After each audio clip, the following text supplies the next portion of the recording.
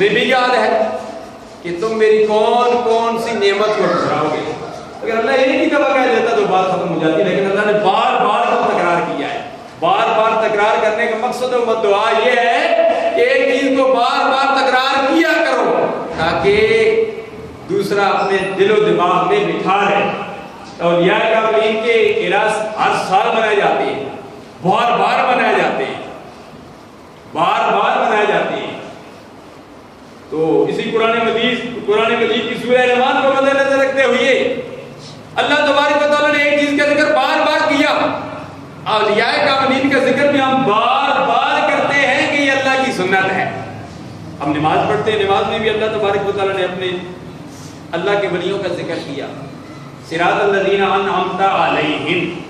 اب ہم تشہد میں بیٹھتے ہیں، وہاں بھی اللہ کے ولیوں کا ذکر ہے. السلام علینا وعلی عباد اللہ الصالحین. یہاں بھی اللہ کے ولیوں کا ذکر ہے کہ اللہ کے ولی نیک بندوں پر سلام ہو. بار بار ذکر ہوتا ہے.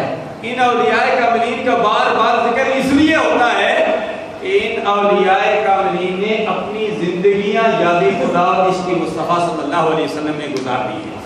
میں نے اسی حوالے سے قرآن مجید فرقان حمید 11ویں پارے سے